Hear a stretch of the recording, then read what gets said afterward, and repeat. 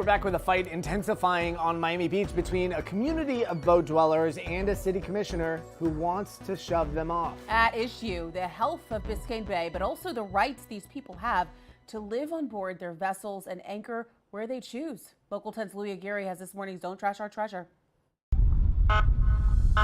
Just before nightfall on Sunset Harbor, Miami Beach Police, sir. random surprise inspections are happening on the water. Good evening. We're going to be doing an MSD check, marine sanitation device. Officers from Miami Beach Marine Patrol and FWC checking these vessels long anchored here Anybody else aboard the vessel? to see if they're spewing human waste into Biscayne Bay. Go ahead and flush it again. They'll put a device in the toilet and they'll see if the waste is actually going inside of the bay, which is a violation and they will be cited for. These liveaboards, which have boomed here since the pandemic, are at the center of a heated battle that has pitted the people who call these vessels home. Stop harassing, talk to people, and we can get to them. your definition of harassment is different than my definition. That's not harassment. Against a determined Miami Beach commissioner who wants them to sail away. If the moment you make it comfortable here for this behavior and you incentivize this, more will come. Since sworn into office 3 months ago, Suarez has made this issue his top priority, gaining the support of both the commission and concerned residents. The biggest damage is just the debris floating in the water. Plastic, styrofoam is my biggest concern, and we are responsible citizens on land. I would ask the people on water to do the same. The boaters are protected by state law and are allowed to moor anywhere in Florida unless otherwise legislated, so the city can't force them to move. We're very limited as a municipal government on regulation on what we can do. And we're doing everything we can to discourage this. Miami Beach has reduced their access to land, removing a city-owned dock on the Collins Canal off Dade Boulevard across from this Publix where the boat dwellers came to buy food and water. That lifeline now cut off. Their only free and legal access is the dinghy dock on Purdy, but tying up here is limited to only 20 minutes, so they rely on others to drop them off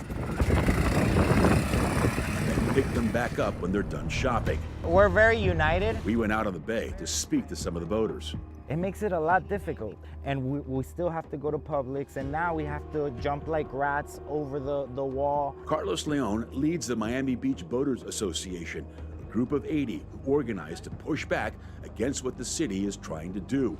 Since December, almost every access they had to shore has been shut down and is heavily patrolled by code enforcement and cameras. They're trying to make us criminals to be like, this is too hard, let's move. Suarez maintains the pressure is needed because the health of the bay depends on it. A big concern for these boats is that they never move. And when they never move, they don't have anywhere to pump their sewage into, so they pump it into the bay.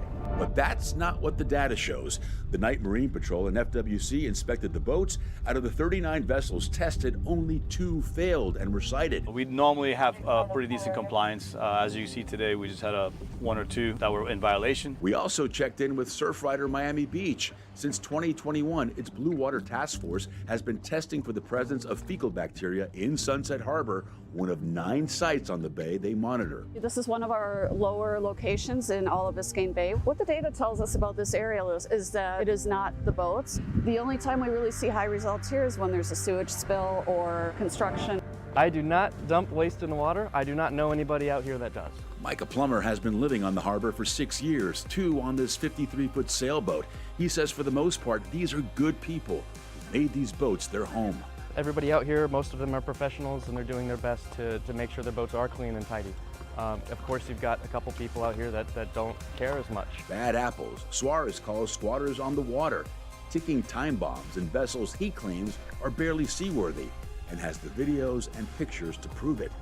I think it's time for you to move on and, stop destroying our bay.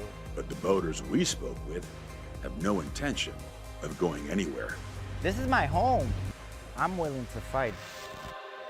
Suarez also claims most of those vessels are at risk of becoming derelict, with some even damaging the bay floor by anchoring on top of seagrass. But the boat dwellers we spoke with push back on both those claims. We take a look at that next week, plus how the city is working on creating a mooring field at Sunset Harbor as a possible solution to the problem. There is so much more on this in our web story. Scan that QR code.